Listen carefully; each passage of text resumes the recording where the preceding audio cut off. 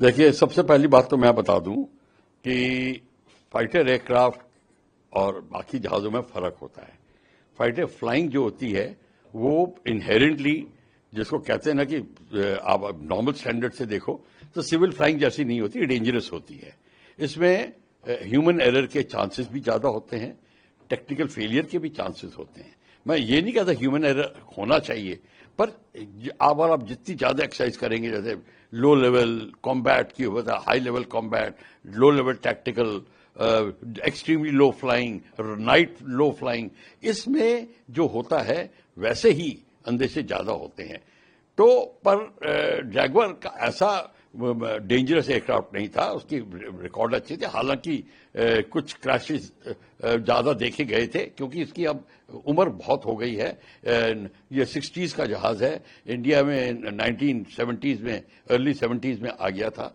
और ये सपेकैट ब्रिटिश और फ्रेंच का बनाया हुआ है। इसने वे कई कंट्रीज में भाग लिया है, जो शाद में और नाइजीरिया में और ये पाकिस्तान में, कि हमारी कुछ जहाँ पे हम जहाँ कन्फ्रंटेशन है पाकिस्तान के साथ, उसमें भाग लिया है। कारगिल में इसका भी इस्तेमाल हुआ था। तो ये बहुत वेल प्रूवन एयरक्राफ्ट है, नंबर ऑफ वेपन्स कैरी कर सकता है।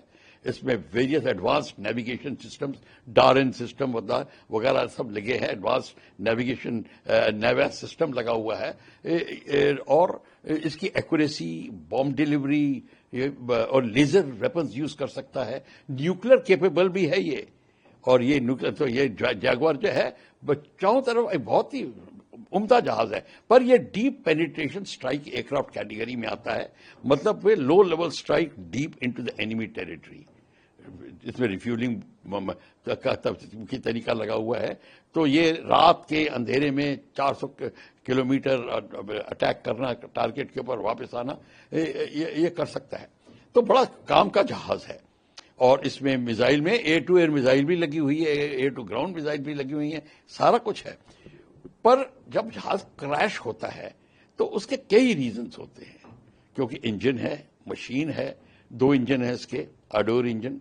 अगर कहीं कोई फेलियर हुई है, क्या हुआ है, वो हमको फ्लाइट डाटा रिकॉर्डर से मिलेगा, जिसको ब्लैक बॉक्स कहते हैं। कॉकपिट वॉइस रिकॉर्डर से लास्ट पायलट की कन्वर्सेशन पता चलेगी, और ये भी पता चलेगा कौन सी एक्सरसाइज कर रहा था। अभी बताया नहीं है, पर मैं अनुमान लगा सकता हूं, क्योंकि लोगों ने कहा है कि वहां पे एक्सरसाइजेस चल रही थी, तो इसका मतलब है कि लो लेवल एक्सरसाइज कर रहा होगा। बर्ड हिट हो सकती है। बर्ड हिट एक बहुत ही जो एक सीरियस चीज है, जिसने हमारे बहुत सारे जहाज़ों को ग्रस्त किया हुआ है। बहुत से एक्सीडेंट्स हुए हैं। बर्ड घुस जाती है इनटेक के अंदर, या डायरेक्ट हिट करती है। अगर वल्चर जैसी एक बर्ड डायरेक्ट हिट करे, जहाज क्रैश हो जाता है, टूटने का डर, आग लगने का डर, ये सब कुछ होता है।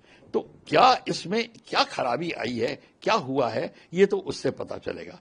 पर मैं ये बता दूं कि भारत की जो एयरफोर्स की जो फ्लाइट सेफ्टी की जो स्टेप्स हैं, वो बड़े बहुत संगीन हैं, बहुत मतलब गूढ़ हैं।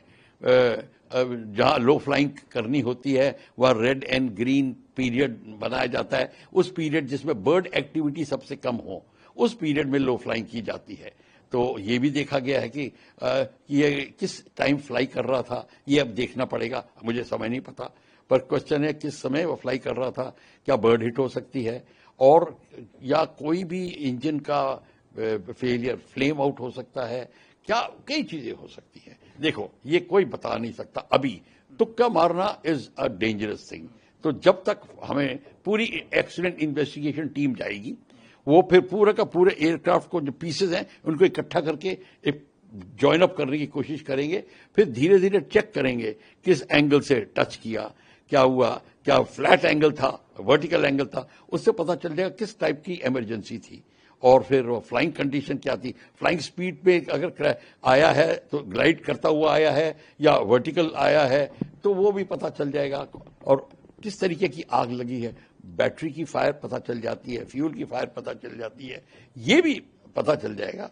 तो इसमें हमको सब कुछ पता चलेगा। पर बात सारी ये है, जैगुआर हो गया था पुराना, बाकी सब कंट्रीज ने अब इसको डिसकंटिन्यू करना शुरू कर दिया, क्योंकि अब आगे बढ़ना की प्रॉब्लम आती है। तो ये अब 2005 में और 2007 में ग्रेट ब्रिटेन और फ्रांस ने इसको फ्लाइंग करना बंद कर दिया था, हम अभी तक फ्लाई कर रहे हैं। तो इसका मतलब है कि इसके रिप्लेसमेंट भी ड्यू थी। तो इसको सब चीज को मद्देनजर रखते हुए एक तो इंक्वायरी तो होगी, पर भारत को चिंता है कि हमारे को अब रिप्लेसमेंट करने होंगे। ऐसा जैगुआर जैसा अच्छा जहाज का रिप्लेसमेंट भी हमें अच्छा ढूंढना पड़ेगा, जो ये रोल को बड़ी अच्छी तरह अदा कर सके, इससे भी बेटर अदा कर सके। तो हमें देखा जैगुआर के 2 वर्जन है, ट्रेनर होता है और जो ट्विन इंच सीट होती हैं, और बाकी वैसे सिंगल सीट होता है। पर और भी वर्जन हैं। इसका कैरियर वर्जन बन रहा था, वो बन नहीं सका।